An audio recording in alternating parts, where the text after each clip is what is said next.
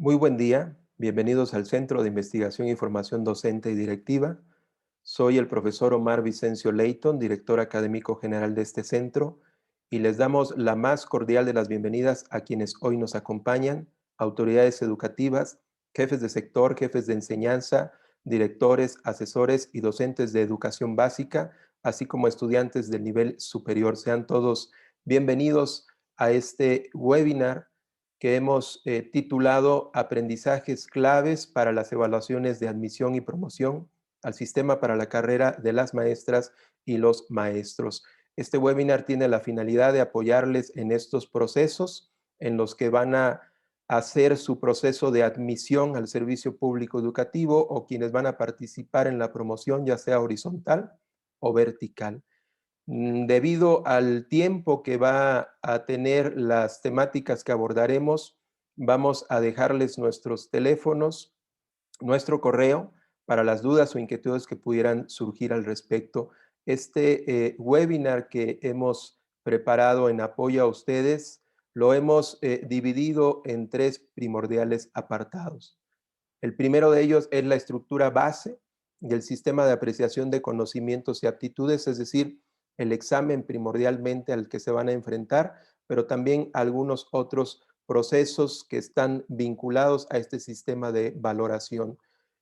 Otro apartado que es el de mayor grosso son los temas generales de estudio del examen y finalmente veremos cómo se componen los exámenes, cuáles son sus tipos de reactivos, los niveles de preguntas, entre otras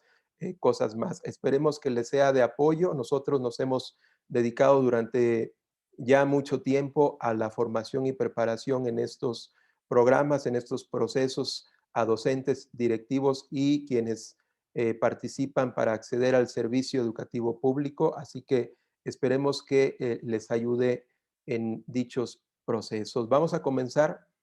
por analizar la estructura base del sistema de apreciación de conocimientos y aptitudes. Este se compone por diversos indicadores y los indicadores van en dos dimensiones.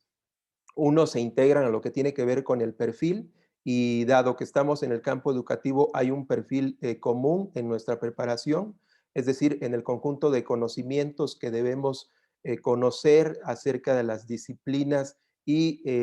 acerca del desempeño, que es el otro aspecto que está marcado en los indicadores acerca del desarrollo o desempeño profesional, y aquí tiene que ver más con aptitudes, es decir, aquellas capacidades, habilidades y destrezas que están enmarcadas en nuestra función, que son nuestras facultades. Y estos indicadores que se distribuyen en diversos instrumentos y procesos están precisamente en un documento que se conoce como el Marco para la Excelencia de la Enseñanza, que está más con apego a los docentes, pero también en el caso de los propósitos educativos tiene que ver con las demás figuras, y la gestión escolar, que estaría aquí muy marcado a lo que es el director, el supervisor, el asesor, aunque también el docente tiene que ver con este aspecto. Y existen, por supuesto, perfiles profesionales que son los que integran a las diversas figuras del campo educativo, docentes, técnicos docentes, asesores y personal con funciones de dirección y supervisión. Y estos perfiles profesionales se integran por dominios, criterios e indicadores. Y estos indicadores son los que van a estar marcados dentro de los procesos del sistema de apreciación de conocimientos y aptitudes. Así que este documento, si analizáramos, por ejemplo, el perfil de docentes y técnicos docentes, en su primer dominio nos habla de los principios filosóficos, éticos y legales de la educación mexicana, que es el marco legal de la educación, y que en este dominio pues, se van a encontrar varios criterios que lo integran, así como indicadores para cada uno de los criterios. Y en general existen 4 dominios para todas las figuras que nos hablan acerca del perfil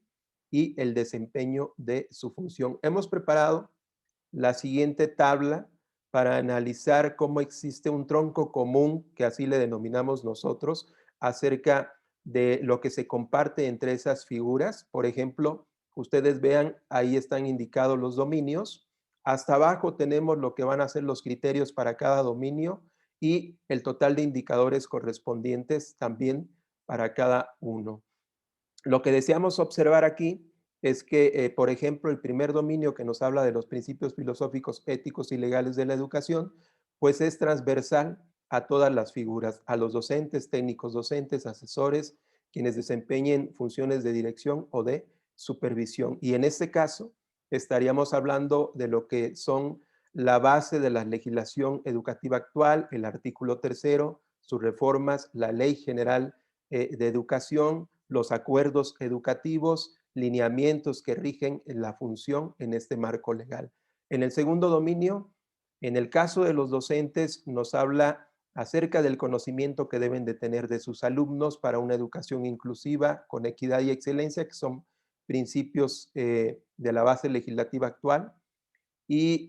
aquí los docentes, pues estaríamos hablando de lo que tiene que ver con las teorías que nos hablan acerca del desarrollo y del aprendizaje. Esto situado, por supuesto, en la función o el tramo educativo al que desea acceder o en el que me encuentre. Es decir, si estoy en preescolar, si estoy en inicial, si estoy en primaria o secundaria, pues van a ser características muy propias del alumno en ese desarrollo psicoevolutivo. En el caso de las demás figuras, nos habla acerca de su relación con la función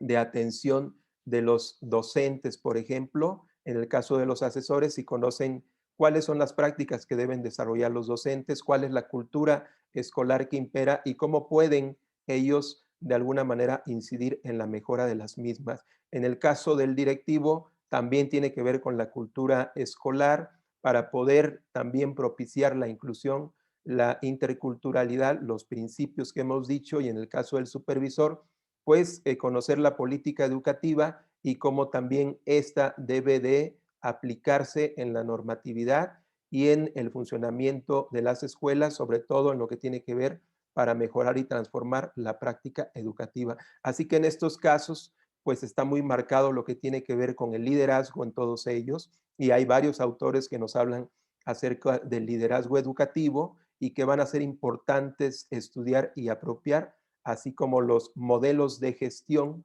que también están muy marcados y vinculados al ejercicio del liderazgo. El tercer dominio nos habla de cómo organizar la función profesional. En el caso del docente, pues la base son los planes y programas de estudio. Recordemos que tenemos en educación básica dos planes, 2011 y 2017, dependiendo del tramo educativo en el que nos encontremos. En el caso de primaria y secundaria se llevan los dos. En preescolar se lleva solamente el 2017. Y esta base de organización pues nos habla de los elementos curriculares que integran los planes y programas de estudio, cómo poder a través de estos elementos organizar nuestra práctica pedagógica, las situaciones de aprendizaje, los ambientes. En el caso de los asesores directivos, pues tiene que ver en cómo ellos también inciden en el favorecimiento de las prácticas de los docentes y en poder también maximizar el logro de aprendizajes de los alumnos. Lo que vamos a ver aquí van a ser cuestiones marcadas por el Consejo Técnico Escolar, por ejemplo, también con los modelos de gestión, el actual que es el programa escolar de mejora continua. En el caso del supervisor y los asesores, pues estaría la asesoría y el acompañamiento, que también hay diversos documentos y hay diversos autores que nos hablan cómo poder desarrollar estos procesos. Y finalmente, en el dominio 4, tendríamos la participación y colaboración social, en el caso de los docentes, la comunidad educativa, en el caso de las demás figuras, cómo poder llevar a cabo el vínculo con otras instituciones que apoyen a la escuela, cómo generar la cohesión con la comunidad escolar y cómo poder propiciar una mayor participación siempre al rumbo de la mejora de la institución. Así que esto es lo que deseamos analizar. Por ejemplo, es muy diferente la preparación que debe tener un docente en el aspecto del programa o la función que desee el participar en estos concursos. Hay cuestiones muy específicas, pero tenemos un tronco común a partir del análisis de esta tabla que hemos presentado. Así que con base en esto, lo que deseamos destacar nosotros es que además de conocer todo lo que compone a estas 4 dominios, a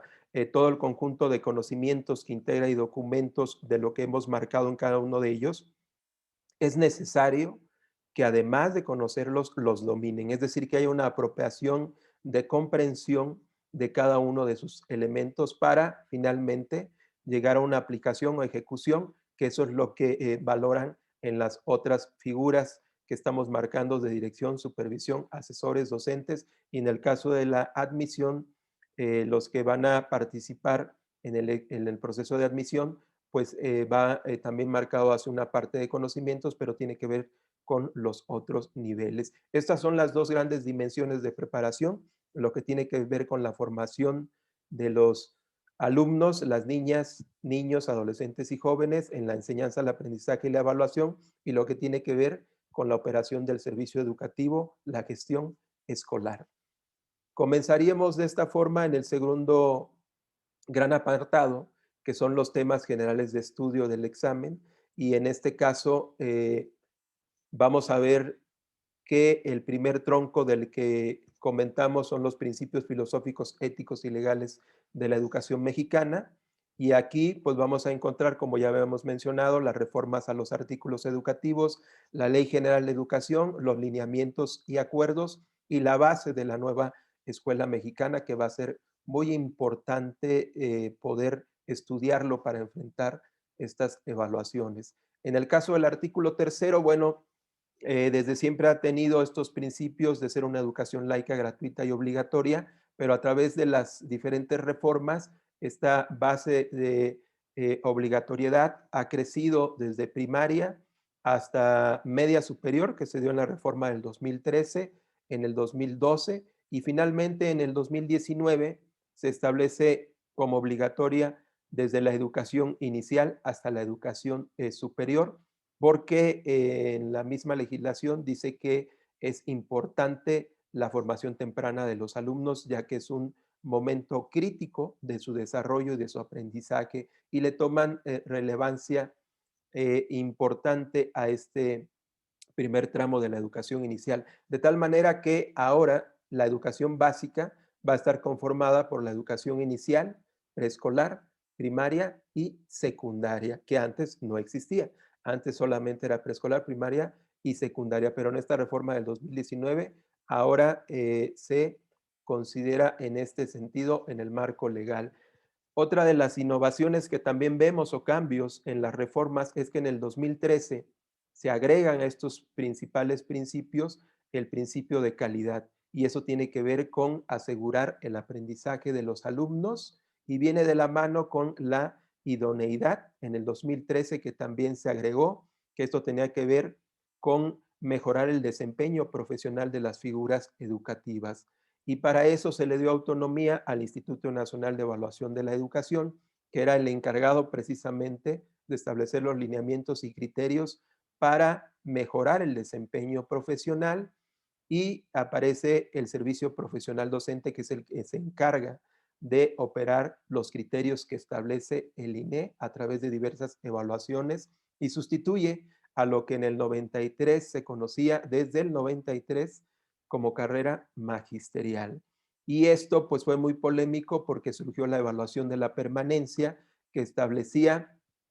ciertas evaluaciones para permanecer en el cargo o pasar a otra función en caso de no salir avante con las evaluaciones, pero esto se quitó y en el 2019 surge una nueva reforma educativa que establece nuevos valores con una educación universal, inclusiva, equitativa, intercultural, integral y de excelencia, que es una riqueza enorme en este caso del artículo tercero a través de estas nociones que se incluyen, que vamos a explicar más adelante, y que en dicho sentido, para poder aterrizar también lo que ahora se establece como derecho en la educación, se crea la Comisión Nacional de Mejora Continua de la Educación, que es lo que sustituye precisamente al INE,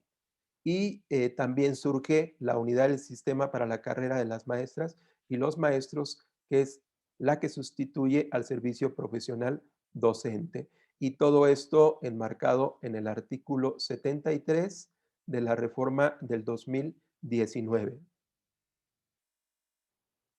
Y lo último, que sería el artículo 31, pues se le confieren mayores responsabilidades a los padres en el hecho de que puedan ellos hacer que sus hijos concurran a las escuelas, aquellos que son menores de edad, pero también que sean más partícipes de su proceso educativo. Estos fueron algunos aspectos que se dieron en la actual reforma,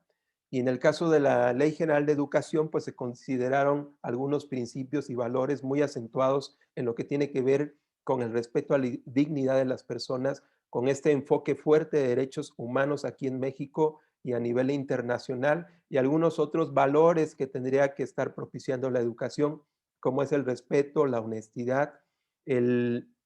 ciclo de mejora continua en las escuelas y en el aprendizaje, y la lucha contra la discriminación y la violencia, que también está marcada en el principio de inclusión y equidad. Algunos de los acuerdos que también es importante que ustedes consideren, pues es lo que hemos venido observando acerca de los cambios y transformaciones en el sistema educativo mexicano, que comienza desde el 92 acerca de este Acuerdo Nacional para la Modernización de la Educación Básica, y que aquí se da la descentralización educativa, confiriendo el poder a los estados para administrar sus servicios educativos. Después, el compromiso social de calidad de la educación, que aquí habla acerca de la calidad y cómo ir mejorando precisamente esta noción a través de diversos cambios. Y finalmente, en el 2008 se da la Alianza por la Calidad de la Educación, que trae reformas curriculares que tiene que ver con la reforma integral de la educación básica y sobre todo la profesionalización de los docentes. Otros acuerdos que son importantes considerar, por ejemplo, y que son base del desempeño profesional, es el acuerdo 592, por el que se establece la articulación de la educación básica, que en ese momento estaba conformada por preescolar, primaria y secundaria, y con un solo plan de estudios y sus diversos programas se puede hacer una articulación de estos niveles a través de elementos centrales que van a ser las competencias y los estándares curriculares, entre otros. Así comienza la reforma integral de la educación básica, que se da en determinados tramos. Preescolar en 2004 se renueva su plan y programa de estudio, secundaria 2006, primaria 2009, y concluye con los planes y programas de 2011 que hoy tenemos, pero que también convive con el 2017. Otro de los acuerdos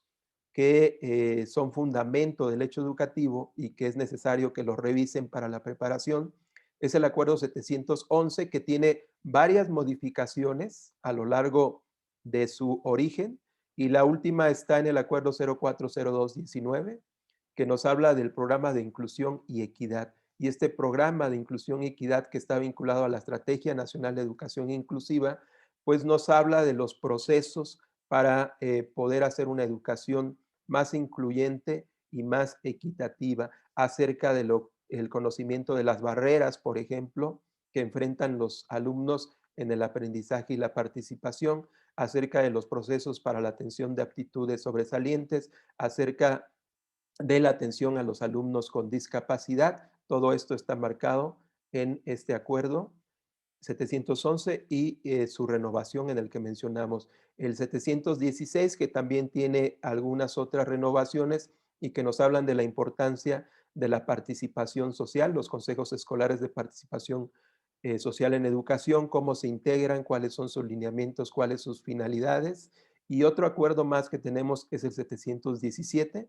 que nos habla de la importancia de la autonomía escolar y la formulación de los programas en las escuelas, y que también tiene una actualización en el acuerdo 040219. Esta base que está vinculada con los consejos técnicos escolares y este marco que tiene que ver con la actual legislación educativa. Y finalmente, pues la nueva escuela mexicana, que trae consigo esta situación de la participación social muy centrada en la escuela, valores de honestidad, de vinculación, de democracia. Y bueno, un ejemplo de todo esto que se marca en la nueva escuela mexicana fue el surgimiento de los comités escolares de administración participativa, que buscan generar condiciones favorables para mejorar la infraestructura de aquellas escuelas más necesitadas, es decir, que están en zonas marginadas o en comunidades indígenas, por ejemplo. Vamos a ir revisando más a fondo estos aspectos de la nueva escuela mexicana en sus diferentes dimensiones. Pasamos ahora a el siguiente dominio que tiene que ver en la función que desempeñamos en el caso de docentes, si conoce a los alumnos, en los asesores, si conocen las prácticas de los docentes y la cultura escolar, el director igual, y el supervisor acerca de las políticas educativas. Por lo tanto, es muy importante en el caso de docente, pues que hagan un bagaje profundo de las teorías autores que nos hablan del desarrollo y el aprendizaje, de acuerdo, por supuesto, al tramo educativo en el que nos ubiquemos, sea preescolar, primaria, secundaria. Y en el caso de los asesores, ya habíamos mencionado que tienen puntos similares con el director y el supervisor. En el caso de los modelos de liderazgo y de gestión, y finalmente todos tienen que ver con los principios y derechos educativos del marco de la nueva escuela mexicana. Así que para el caso de los docentes, aquí tendrán que revisar, hemos dicho, las teorías sobre el aprendizaje y desarrollo de los alumnos en las esferas en que se compone el ser humano y que es la dimensión cognitiva, psicomotora, socioafectiva y las características psicoevolutivas de los alumnos. Las teorías se pueden clasificar en biológicas o evolutivas, estas que nos hablan de la fuerte carga de la herencia que determina el desarrollo y el aprendizaje, las conductistas o ambientalistas, que son lo contrario, que nos dicen que el ambiente tiene un peso predeterminante en el desarrollo y el aprendizaje, y las interaccionistas, que conjuntan a las otras dos, diciendo que la herencia es una predisposición que se puede volver mucho más provechosa si se interactúa con el ambiente. Y en ese sentido, pues hay que revisar varios autores. Repetimos que es importante que sepan cuál corresponde al tramo educativo en el que se ubiquen. Están las teorías de la psicodinámica de la personalidad de Freud y de Erikson acerca del desarrollo psicosocial y del desarrollo psicosexual. Van mucho a secundaria, por ejemplo.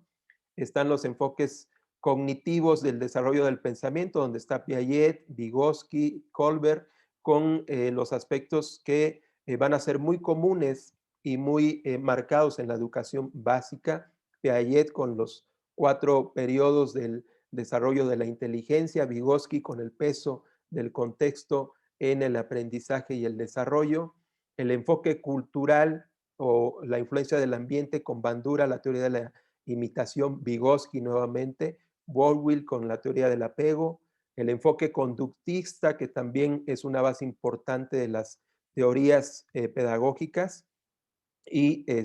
los antecedentes al constructivismo, con Bandura, Pavlov, Skinner, condicionamiento operante, condicionamiento clásico, y el enfoque ecológico del desarrollo humano en relación al entorno, Bonfebenner, que es un estudioso acerca de la influencia del contexto en el desarrollo y el aprendizaje, y que se toma mucho esta teoría para entender un tanto al momento de hacer el diagnóstico de los alumnos. Lo que es importante de esta base de teorías es comprender que nos van a dar un referente para poder nosotros conocer a los alumnos, saber cuáles son sus necesidades formativas, saber cuáles son sus niveles de desarrollo, lectura, escritura, saber su competencia curricular, cuáles son aquellas habilidades y destrezas que manejan en relación al currículum, los estilos, los ritmos de aprendizaje, las barreras que enfrenten, los intereses y actitudes. Y esto, todo este conocimiento tenemos que vincularlo precisamente, en el caso del docente, a su práctica pedagógica, a la planeación, a la intervención, al tipo de materiales y recursos que utilice, por ejemplo, con el caso de los estilos de aprendizaje, a la diversificación curricular y alternativas didácticas que haga en torno a los ritmos de aprendizaje, a las barreras que enfrenten los alumnos para el aprendizaje y la percepción, los intereses vinculados a las situaciones y ambientes de aprendizaje y cómo él en el ambiente lleva a cabo aspectos relacionados a la inclusión y participación de todos los alumnos. En dicho sentido, lo que nos dicen todos los autores de estas teorías es que una estrategia de aprendizaje va a ser más efectiva si se vincula directamente a las características y condiciones de los alumnos. Y en este caso también varios autores nos hablan de la influencia del contexto, de si en la familia ha sido estimulado el lenguaje, si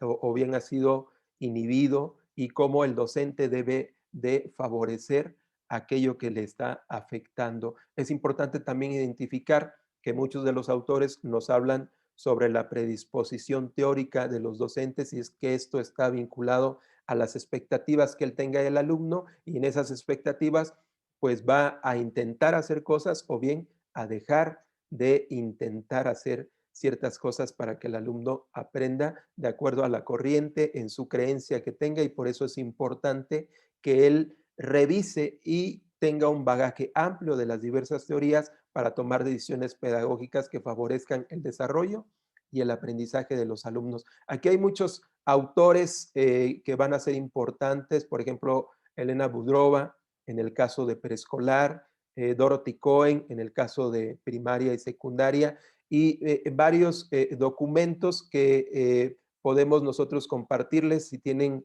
alguna cuestión de duda, con mucho gusto comuníquese con nosotros y les mandaremos la información respectiva. Otro de los aspectos que están marcados en lo que estamos analizando acerca de los asesores, directores y supervisores, hemos dicho, tiene que ver con el liderazgo, y lo que nos dicen los autores es que es una capacidad de influencia positiva, pero esa influencia positiva tiene que de alguna manera lograr la participación y colaboración de toda la comunidad escolar para tomar decisiones siempre de mejora y de transformación, y esto se va a articular a los modelos de gestión que son esquemas que en la historia que hemos tenido en educación básica hay diferentes modelos que tienen sus propios ámbitos de gestión, que este es un núcleo que se utiliza mucho en los modelos porque son las esferas en donde trasciende precisamente la cultura escolar, tienen estándares o indicadores que orientan la función, y por eso es necesario que los directivos pues desarrollen habilidades técnicos metodológicas para saber cómo orientar un diagnóstico, cómo poder hacer un objetivo, cómo poder integrarlo en metas, etcétera. Y habilidades socioemocionales, que es importante para poder incidir en la cultura escolar y hacer el proceso de mejora constante en la escuela. Los modelos de gestión que hemos tenido en educación básica, pues ha sido el proyecto escolar, el PTPAT del modelo de gestión educativa estratégica del programa de escuelas de calidad, la ruta de mejora escolar, que es el antecedente al programa escolar de mejora continua. Todos tienen similitudes, todos tienen partes que van hacia aspectos técnicos metodológicos y partes que van hacia los aspectos socioculturales de la escuela, y que es necesario que los asesores, directores y supervisores analicen, por ejemplo, y conozcan y dominen los modelos de gestión del PEC que existen, todos los documentos que tienen que ver con el programa escolar de mejora continua, cuáles son los ámbitos de gestión y qué señalan cada uno de ellos, que son la base precisamente del entendimiento de la cultura escolar. Aquí hay varios autores como Michael Fullan con su libro, y Andrew Hargreaves, que tienen un libro que se llama La escuela que queremos, los objetivos por los que vale luchar. Prácticamente el libro es lo que originó la normalidad mínima escolar con los rasgos. Pilar Posner, que fue una de las autoras junto con Pedro Ravela, que tuvo su boom en este libro que sacó de la evaluación auténtica, la evaluación formativa en el aula, y que Pilar Posner junto con Pedro Ravela y otros autores establecen el modelo de gestión educativa estratégica del programa de escuelas de calidad. Y algún otro que podemos mencionar es Pam Simons acerca de las escuelas exitosas y las claves para el éxito, que son documentos importantes que deben analizar para prepararse precisamente al proceso de promoción horizontal o bien vertical. En el caso de los asesores, directores y supervisores, sobre todo estos últimos, van a tener en su primordial función asegurar la excelencia y la eficiencia del servicio educativo en la escuela. Y para eso sus funciones se dividen en administrativas y en pedagógicas. Las genéricas es gestionar o brindar la asesoría de acuerdo a las necesidades de las escuelas, ser enlace para poder establecer el puente de la información sobre las solicitudes, necesidades y lo que establezcan los nuevos lineamientos del marco legislativo educativo. Y también la función de control y monitoreo, impulsar la evaluación, procesos de diagnóstico y que esto de alguna manera incide en la mejora. Aquí hay varios documentos, hay varios autores que nos hablan de estas funciones genéricas, que son estas tres que se dividen en administrativas y pedagógicas, y hay funciones específicas, que son 18. Hay el libro de la autora Martínez Olivé, que nos habla de la función de la supervisión en escuelas de tiempo completo, y aquí nos explican tanto las funciones genéricas como las funciones específicas, que sobre todo tienen que ver con la asesoría, dijimos, con la función de enlace, el control, el monitoreo, y establecen, por supuesto, todo el marco para hacer cumplir y valer, garantizar lo que demanda la legislación educativa, la nueva escuela mexicana, acerca de estos principios fundamentales. En dicho sentido, pues han existido diversos antecedentes mundiales y a nivel país acerca de la nueva escuela mexicana y que se asocian precisamente a las grandes problemáticas que tenemos, como son la desigualdad social, estas brechas que están muy marcadas, por ejemplo, ahora con la educación a distancia, la pobreza extrema, los niveles de pobreza en el país y que limitan el derecho a la educación, la marginación, la corrupción. Estos van a ser pues varios de los antecedentes de la nueva escuela mexicana, así como los propios problemas educativos que tenemos, que son el rezago, la falta de cobertura, la falta de atención a la demanda, principalmente en lo que tiene que ver con preescolar, en media superior y superior. Y en este sentido, pues estos problemas abren el panorama a nivel mundial y a nivel México para establecer estos nuevos principios que hoy debemos manejar y que desafortunadamente estos problemas se han intensificado en el contexto de la educación a distancia, lo que tiene que ver con deserción escolar o abandono y lo que tiene que ver con el rezago. En, en este panorama, pues se han establecido agendas mundiales como la Agenda 2030 con sus 14 objetivos, 17 objetivos de desarrollo sostenible y que en el cuarto nos habla de una educación de calidad, incluyente y con equidad, y que en el caso de México, pues los principios son mucho mayor, pero esta agenda internacional se entrelaza a lo que es el Plan Nacional de Desarrollo y también al plan de desarrollo de cada uno de los estados. De tal manera que hoy en día esta nueva escuela mexicana pues contiene diversos principios. Uno fundamental es que en el sistema educativo pues no se permita dejar a nadie fuera, que todos tengan acceso con equidad y que nadie se quede atrás en situaciones de rezago. Y el análisis primordial de estos principios educativos pues tiene que ver con una educación que ahora es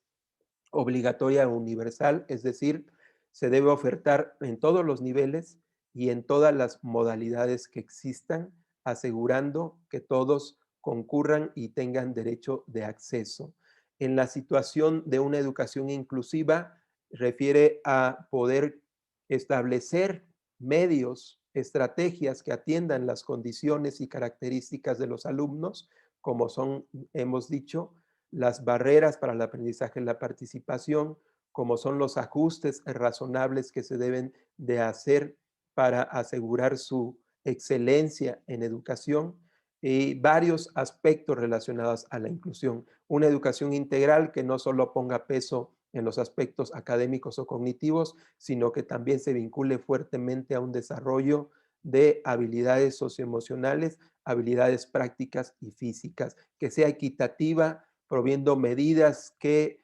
puedan atender las desigualdades regionales, económicas, geográficas y que sea intercultural y plurilingüe, valorando la diversidad étnica que hay en nuestro país, bajo un marco de inclusión y de convivencia, y haya una excelencia a través de impulsar mayores aprendizajes de los alumnos, el pensamiento crítico y, por supuesto, mayores lazos entre la comunidad. En este marco de la nueva escuela mexicana, pues también vamos a encontrar el derecho de los niños y ahora muy marcados con la situación que se tuvo, por ejemplo, con los temblores para la seguridad y la protección, y actualmente que tenemos la situación del COVID y la educación a distancia, pues también la salud, y van a existir diversos protocolos de atención, documentos que tienen que ver acerca de guías de cómo deben resolverse asuntos en las escuelas para evitar el maltrato escolar, para casos de abuso sexual infantil, para caso de armas en las escuelas, para caso de seguridad y protección civil. En fin, es importante que conozcan todo este marco de situaciones de atención a los casos relacionados a estos principios de la nueva escuela mexicana. Y pasaríamos al siguiente tópico, que tiene que ver en cómo organizamos nuestra función. Aquí en el caso de docentes hemos dicho a través de los planes y programas de estudio, en el caso de las demás figuras, con el conocimiento de los propósitos educativos, el programa escolar de mejora continua, los consejos técnicos y el acompañamiento y la asesoría, mucho más marcado en el caso del supervisor. Para el caso de docentes, esta es una temática muy extensa, pues requiere que conozca y domine la situación de los aprendizajes, estas metas que van a ser a corto, mediano y largo plazo, los propósitos educativos que son muy importantes para todas las figuras, el conocimiento de estos propósitos en cada una de las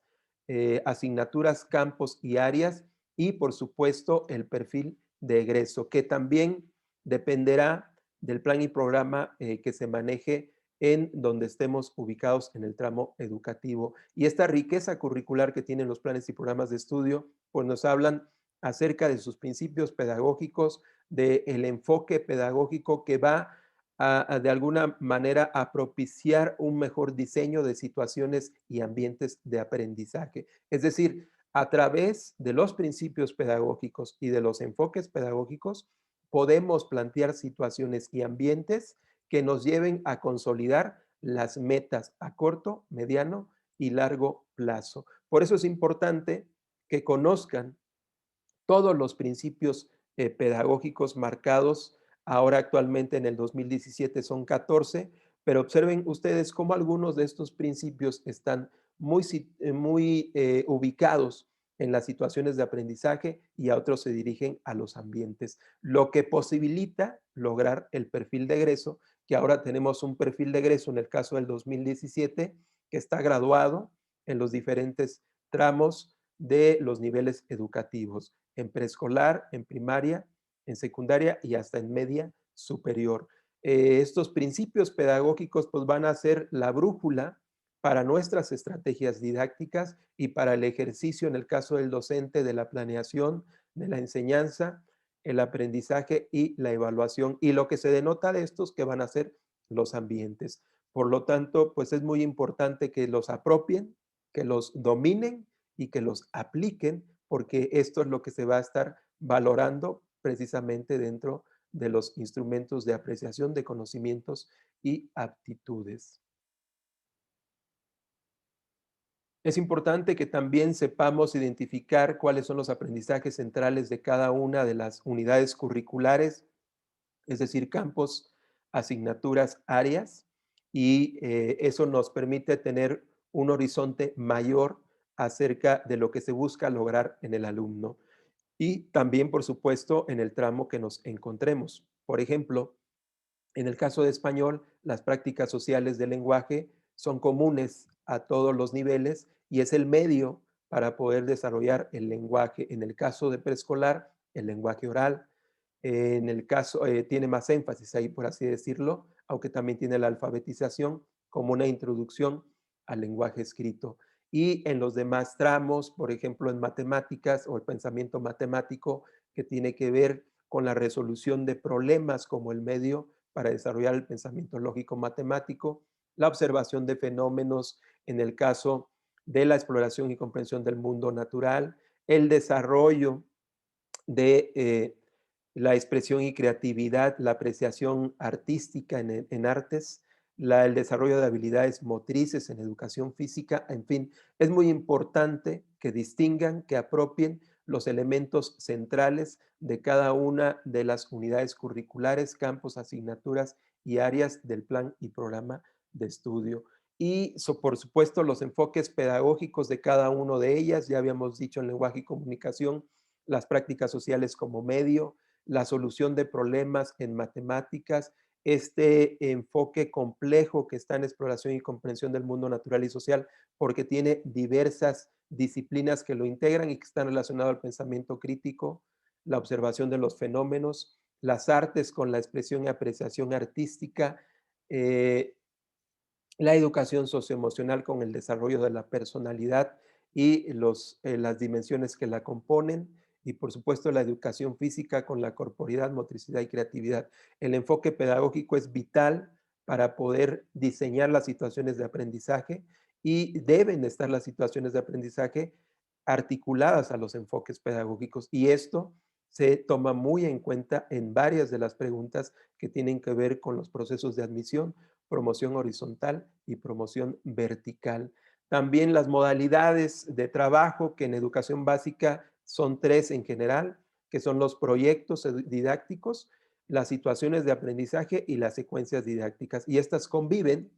es decir, un proyecto didáctico no es exclusivo de tener situaciones o de organizarse en secuencias, o una situación de aprendizaje no es exclusiva de secuencias didácticas, pero tienen características muy propias. Por ejemplo, la situación de aprendizaje pues debe ser problemática, debe plantear un desafío. La secuencia es mucho más corta que un proyecto didáctico y tiene tres elementos principales, que es inicio, desarrollo y cierre. Entonces, todo este conocimiento y toda esta apropiación y ejecución del mismo es importante para afrontar los cuestionamientos de los exámenes. Las modalidades de trabajo que ya mencionamos, las generales y las específicas para cada uno de los casos. Por ejemplo, en matemáticas van a ser las secuencias didácticas y situaciones problemáticas en desafíos, en exploración y sus disciplinas, exploración y comprensión del mundo natural y social, los proyectos y secuencias didácticas, y hay determinados proyectos específicos en algunas asignaturas. De tal forma que estas modalidades de trabajo también tienen especificaciones muy propias a cada una de las unidades curriculares que integran a los planes y programas educativos. Y finalmente los propósitos que van a estar también muy marcados en muchas de las preguntas a las que se van a enfrentar, y que cada una de las asignaturas, áreas o campos de formación tienen propósitos educativos que son acciones que se buscan en general desarrollar en los alumnos, vinculado a lo que se persigue en el enfoque, es decir, lo que se desea lograr con los mismos. Por ejemplo, si viéramos español, usar, utilizar el lenguaje para expresarse, pues son verbos, acciones, entender la diversidad de textos, la estructura del lenguaje. En educación socioemocional, lograr el autoconocimiento, la autorregulación, las emociones, las empatías. Aquí ponemos generalidades de los propósitos, y acuérdense que hay propósitos generales de cada una de las asignaturas en toda la educación básica o áreas, y hay propósitos ya muy específicos por nivel, propósitos de preescolar, de primaria, de secundaria. Así que pues también va a ser importante analizarlos, conocerlos y apropiarlos. Finalmente, la organización, cómo es la organización del aprendizaje en los planes y programas de estudio, recordando que tenemos dos. En el 2011 se organizaban por campos de formación, eran 4 campos. Ahora, en el 2017, hay 3 grandes componentes curriculares, que son los campos de formación académica, las áreas de desarrollo personal y social y los ámbitos de autonomía curricular, que, bueno, la autonomía curricular ha quedado a decisión de los consejos técnicos escolares para implementar los clubs. Estaban las asignaturas en el 2011, acá en el 2017 hay campos, asignaturas y áreas. Había 10 rasgos de perfil de egreso en el 2011 que se alcanzaban hasta la secundaria, y en el 2017 son 11 rasgos que están graduados en preescolar, primaria, secundaria y media superior. Y así tenemos diferentes elementos curriculares que organizan los aprendizajes en cada uno de los planes y programas de estudio. En el caso del 2017, bueno, es muy importante saber cómo están esto que llaman organizadores curriculares del nivel 1 y 2, que en el caso, por ejemplo, de lenguaje y comunicación español, el primer organizador son los eh,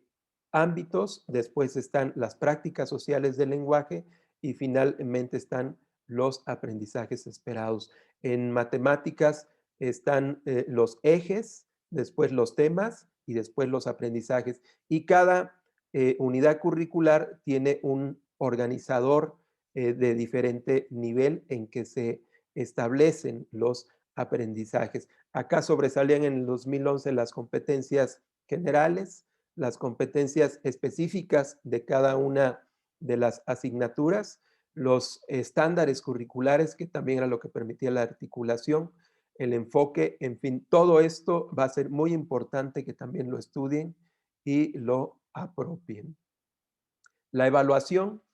en este caso, hay una serie de libros de evaluación, son 4 cuadernillos que se llama la serie de la evaluación en la educación básica, que es importante que los lean. Estos cuadernillos pues hablan de los instrumentos, de los procesos, de los tipos y modalidades de evaluación, de las diferencias que existen entre la evaluación y la calificación, de los diferentes propuestas de instrumentos para desarrollarla. Y en general, bueno, pues nos hablan de cómo debe desarrollarse la evaluación en cuanto a las fases. La primera es recopilar la información, para lo cual utilizamos la observación, las evidencias, procesos, productos, instrumentos, y estos van a clasificarse las técnicas e instrumentos en 3 tipos que van a ser informales, semiformales o formales, dependiendo de la rigurosidad de cada uno de ellos. Entre más rigurosos sean, van a ser mucho más formales. Por ejemplo, la observación, pues es de un carácter informal, pero ya la producción de algunos trabajos que tienen que ver con desarrollar portafolios, por ejemplo, productos, esos van a ser semiformales. Los exámenes, los mapas conceptuales, las listas de cotejo van a tener mayor rigurosidad y todos en sí nos van a arrojar evidencias de orden cuantitativo o de orden cualitativo. Se desea o se debe más bien realizar un análisis una vez que hemos recuperado la información con base a lo que se ha comunicado a los alumnos, cuáles fueron los criterios que yo les di para sus procesos y para sus productos, y con base a eso debe analizarse la información para determinar qué logros se obtuvieron, lo que tendría que denominarse como establecer juicios y toma de decisiones para la mejora, que aquí el punto básico es la evaluación formativa a través de la retroalimentación, de devolver al alumno información que le ayude a mejorar su proceso, que está vinculado a su metacognición o su producto en cuanto a los criterios previos que se comunicaron. Se busca que también el docente, a través de la retroalimentación, pueda tomar decisiones para cambiar lo que implementó en su diseño y con eso librar a los obstáculos que se enfrenten los alumnos o bien qué tipo de apoyo se requieren para su aprendizaje. Y finalmente, en la evaluación sumativa se llega a otorgar un valor que se conoce como calificación. Es muy diferente a lo que es la evaluación. La calificación es asignar un valor o valoración, que en el caso de primaria es cuantitativo y secundaria, y en el caso de preescolar inicial es cualitativa, es a través de descripciones. Esto nos va a apoyar para transformar el quehacer del docente, nos va a servir para dar seguimiento al aprendizaje del alumno, mejorar su metacognición, es decir, todo el sistema que él desarrolló para lograr un aprendizaje, siempre que lo hagamos de manera sistemática y que lo articulemos al aprendizaje, a la enseñanza del alumno. Y en dicho sentido, pues van a existir modalidades, que es la autoevaluación, la coevaluación, la heteroevaluación, que tiene diferentes formas de llevarse a cabo. Por ejemplo, hoy en la educación a distancia, la que más se recomienda es la autoevaluación por las condiciones que existen y los tipos que van a ser diagnóstica, formativa y sumativa, que tiene que ver la primera con explorar los conocimientos previos de los alumnos a través de diferentes procesos o productos, la formativa, que es realimentar a diferentes usuarios, como van a ser el docente, los alumnos, pero también están las autoridades educativas, los padres de familia y todos con el propósito de la mejora. Y finalmente, el tipo sumativo, que tiene que ver con otorgar una valoración que puede estar en términos de acreditación o retención, también dependiendo del grado o nivel. Estos se comunican a la secuencia didáctica en sus tres elementos al inicio. Generalmente cuando iniciamos un proceso desarrollamos una evaluación de orden diagnóstico. Cuando estamos en el proceso, es decir, en el desarrollo de la secuencia, entonces llevamos varias ejecuciones formativas de obtener información para saber cómo cambiar, realizar ajustes, apoyar al alumno, y el cierre cuando ya se valoran los logros. Esto pues sería lo que corresponde a la evaluación, y en el caso de los asesores que hemos hablado de los formatos de gestión, en este caso, pues estaríamos abordando, o se debe abordar, mejor dicho, el programa escolar de mejora continua, que conozcan sus 8 ámbitos y a qué refieren cada uno de los ámbitos, cómo se evalúan los ámbitos, cómo poder generar un mayor desarrollo de los mismos en las instituciones. Y el programa pues va a ser una propuesta que busca incluir la participación de toda la comunidad escolar a través de sus diversos fases o procesos que integra, que es la planeación, es decir, el diagnóstico, la construcción de objetivos, la construcción de metas, la implementación, quiénes se van a encargar de desarrollar las actividades, el seguimiento, la evaluación y la comunicación de resultados. Y es una característica de este programa, a diferencia de sus antecesores, es que va a ser multianual, tiene una duración de varios años, y va a ser la herramienta en donde se manifiesten y expresen las decisiones del Consejo Técnico Escolar en las escuelas. Aquí pues van a ser importantes responder a las preguntas de dónde estamos, que es el diagnóstico, qué queremos lograr, que es nuestro objetivo que hay que diseñar con ciertas características, cuánto queremos lograr, que van a ser las metas, cómo las estrategias que hay que implementar y desarrollar vinculados a los ámbitos de gestión, con qué y quiénes. Serían las preguntas importantes acerca del programa escolar de mejora continua, que hemos dicho se vincula al Consejo Técnico Escolar, y que es el órgano de mayor decisión en la escuela para la toma de decisiones pedagógicas relacionadas al aprendizaje de alumnos, a la gestión escolar, y que también en los lineamientos del Consejo Técnico, que es un documento que deben analizar y estudiar, nos establece algunas especificaciones acerca de quién preside el consejo, que en el caso de escuelas de organización completa es el director, y cuáles son sus atribuciones, así como las atribuciones de los integrantes del Consejo Ecotécnico Escolar, que van a ser pues todo el cuerpo multidisciplinario que integra a la institución, los docentes, titulares de grupo, el maestro de educación física si lo hay, el maestro de apoyo de USAER si también existe, en fin, también el visto de la comunidad escolar. Y en los lineamientos pues es importante que se revisen estos aspectos que van a estar mencionándonos cómo poder integrar un colectivo con cierta madurez para atender las problemáticas de la escuela. Y finalmente, en el caso de los asesores supervisores, esta práctica que debe ser base de su desempeño profesional, que es la asesoría, y que refiere precisamente a establecer un consejo, un dictamen, pero que no puede ser un dictamen con una sola mirada, sino más bien una mirada construida a partir de todo el colectivo de las instituciones, a través de un diálogo, que eso es lo que se debe de propiciar. Esa es la diferencia y la importancia de la asesoría, y que aquí hay muchos autores que yo les recomiendo, como Domingo Segovia, que habla acerca del proceso de asesoría, y bueno, también están en los modelos de gestión que hemos comentado, y que la asesoría pues busca precisamente propiciar el intercambio de experiencia entre docentes, esto que en el consejo técnico tiene que ver con aprendizaje entre escuelas, la evaluación y la autoevaluación constante del plantel, y la generación de redes y comunidades de aprendizaje. No puede haber asesoría si no se desarrolla el otro proceso para el que están llamados los asesores, supervisores, directores, que es el acompañamiento. Y el acompañamiento consiste precisamente en una acción sistemática, planificada, mediante instrumentos permanente, la observación, para estar al lado, no fiscalizando, sino más bien acompañando la función de los docentes, de los directores, identificando sus problemáticas y necesidades educativas. Y se requiere, por supuesto, asistir a la escuela en la parte de la gestión, con el director a su lado y con los docentes en el aula, orientando la toma de decisiones conjunta para la mejora de la práctica pedagógica o bien de la gestión escolar. Y en dicho sentido, bueno, pues las fases es planear la asesoría, el acompañamiento a través de las diversas herramientas que existen. Hay por ahí herramientas de apoyo al supervisor que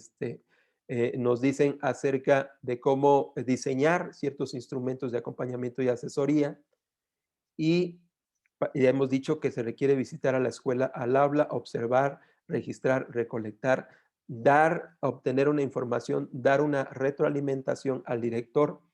al docente, para encauzar precisamente los propósitos, la evaluación institucional, la colaboración, la excelencia y finalmente construir con todos una toma de decisión de estrategias para la mejora de la institución. Básicamente esto es lo que encierra la función de supervisores, asesores, directores, y llegaremos a la última parte de este segundo apartado, que son las relaciones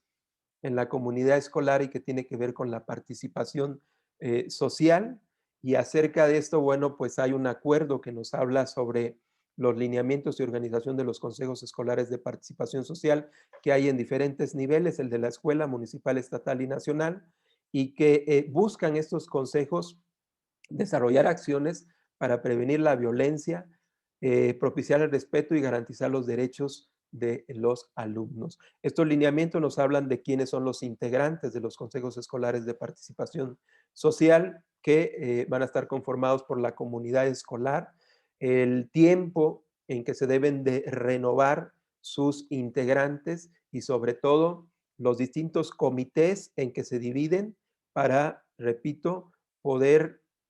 cuidar o velar por prevenir la violencia, por promover el respeto, la inclusión, la equidad, que son los primordiales principios de la nueva escuela mexicana. Entonces, el supervisor, el asesor, el director debe fomentar la participación social de la comunidad, debe crear vínculos con las instituciones que apoyen a la mejora de la institución, debe generar y propiciar redes de intercambio de experiencias, el aprendizaje entre escuelas, entre consejo técnico escolar, pero además puede generar otros, fomentar el desarrollo profesional de docentes y directivos. Y este punto que nosotros hacemos aquí, que la situación de las tecnologías puede ser un contenido importante que quizás deban incluirse dentro de los procesos de la admisión y la promoción horizontal y vertical.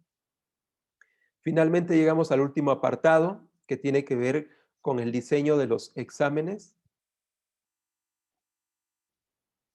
su composición y reactivos, sus niveles de pregunta. Aquí se utilizan mucho las taxonomías y yo lo que recomiendo es que el examen que se afronte debe tener claramente un conocimiento vasto, la persona que afronta el examen, sobre la función y el perfil que tenga, que esto es de orden teórico y que el examen tiene una complejidad mucho mayor que tiene que ver con el dominio que haga de la información que tenga sobre el perfil y desempeño profesional que corresponden a precisamente lo que hemos marcado como la valoración de aptitudes y conocimientos. Entonces, en el dominio, él tiene que manipular la información a través de las situaciones que se le implican y se busca verificar que su aplicación pues sea certera de acuerdo a todos los lineamientos y orientaciones que contienen los diferentes documentos. Entonces, una cosa es tener el conocimiento de todo esto, otra cosa es apropiar el conocimiento, tener cierto dominio, y un tercero es el acto de la ejecución, que es la aplicación que se verifica pues a través de los cuestionamientos de los exámenes. Y hemos dicho que así aquí se utilizan diversas taxonomías, la principal es la de Bloom, que nos habla de estos 7 niveles de aprendizaje, enseñanza, evaluación. Después, en el caso de Marzano y Kendall, estos autores pues reducen uno de esos niveles y aparecen 7. Y uno de los autores que yo recomiendo es Rick Stiggins, que él sintetiza en 4 niveles a los demás. El primer nivel es la información memorística, es decir, los conocimientos que se requiere saber. El segundo es esta cuestión de manipular la información para los casos que se revisen en los exámenes, y la ejecución, que tiene que ver con las habilidades de desempeño o creación de productos, que a eso les van a llevar precisamente en los casos que observen dentro de los exámenes. Así que, pues con esto tenemos los 4 niveles englobados en lo que maneja Rick Stiggins, en lo que maneja Marzano, Kendall, Benjamin Bloom, y lo que va a estar marcado, hemos dicho, en el aprendizaje, enseñanza y evaluación, en nuestro caso, en este proceso de apreciación de conocimientos y aptitudes, pero en el caso de los alumnos tendría que generarse en la enseñanza y en el aprendizaje también. Vamos a ver cuáles son los niveles que se enfrentan en las preguntas. Los niveles que se enfrentan en las preguntas del examen, pues no son niveles de orden 1, que serían memorísticos, ¿no? Es decir, ¿qué dice el principio pedagógico tal? No, aquí, como hemos dicho, tiene que ver con un nivel de dominio mayor, que es traspolar esa información a casos que se van a enfrentar en los exámenes. Aquí dice, por ejemplo, que la reunión del Consejo Técnico Escolar, a través de docentes, definieron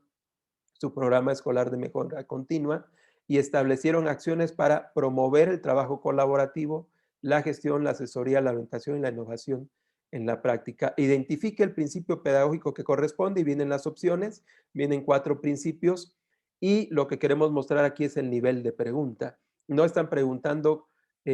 básicamente qué dice el principio, sino que lo que dice el principio, cómo nosotros lo podemos de alguna manera identificar en lo que está planteando en el cuestionamiento. Por lo tanto, pues el nivel de conocimiento estaremos viendo aquí un tanto el 1 y el 2 quizás, en ese sentido, y veríamos que el principio pedagógico es el punto central que se trata en la pregunta, y que aquí está identificado lo que refiere a ese principio pedagógico, y por lo tanto la respuesta correcta es A,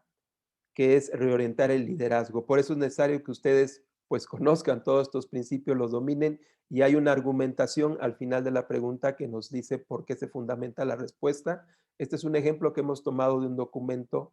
que en su momento sacó la Comisión Nacional de Servicio Profesional Docente en las guías de estudio, y podemos observar aquí los niveles de pregunta. En lo siguiente queremos ver la relevancia que aborda el reactivo, y en este caso ustedes observen que dice: identifica estrategias que fortalecen la identidad cultural de los alumnos que proceden de una comunidad indígena. ¿Cuál es el contenido que tenemos que identificar? Bueno, pues lo que tenemos que identificar es la identidad cultural, las cuestiones de inclusión, de equidad, en donde se distinguen acciones que tengan que ver con esta identidad cultural. La uno, elaborar un cuento que incluya textos en español y en lengua indígena; solicitar alumnos en pares desarrollen el tema utilizando el español; reconocer logros y dificultades en la realización de actividades; crear espacios didácticos con los padres de familia para compartir leyendas. En fin, lo que debemos que analizar es en cuál de estos está el contenido que tiene que ver con la identidad cultural y las comunidades indígenas. Pues si lo pueden ustedes observar, sería en la primera opción y en la última, porque las leyendas tienen que ver precisamente con la reproducción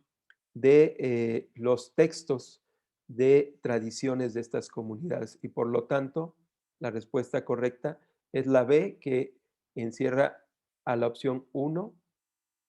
y a la opción 4. Y aquí tenemos la argumentación que resalta precisamente estos principios. Es un ejemplo tomado también de dicho documento. Es muy importante entonces que ustedes identifiquen precisamente los contenidos, que vean cuáles son los niveles que se manejan en las preguntas, que observen cómo el tipo de pregunta tiene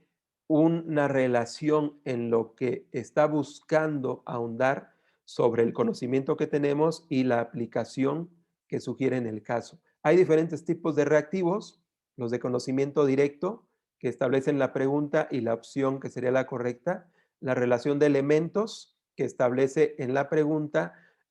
separación de un elemento y otro para encontrar cuáles son los que se relacionan, las preguntas de jerarquización, ordenamiento, que pueden ser dividir un proceso en pasos o bien un orden cronológico de sucesos, la de elección de elementos que nos muestran diferentes opciones y de esos habrá que elegir el que corresponda a los correctos, el de complementación cuando en el texto falta alguna palabra o noción y tenemos que ubicar de las opciones cuál corresponde para complementar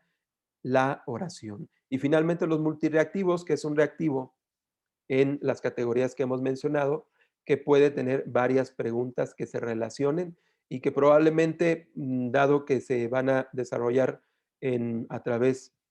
de Internet, sean, esperemos, los menos posibles. Esto es lo que nosotros deseamos presentarles en este webinar, esperando que les apoye en sus procesos de estudio, de análisis, de preparación a la admisión y promoción horizontal y vertical. Les dejamos aquí parte de la bibliografía que hemos hecho para este documento, pero por supuesto son referentes. Si ustedes tienen alguna duda con respecto a lo que hoy hemos expuesto, aquí están nuestros teléfonos vía WhatsApp, está nuestro correo y nosotros con mucho gusto atenderemos las dudas o comentarios. Como hemos dicho, somos una institución que se dedica a la formación a través de cursos, talleres, conferencias y que en estos aspectos esperemos que lo que hoy hemos abordado les sirva en mucho. Muchas gracias a todos por su asistencia y éxito en todos sus procesos.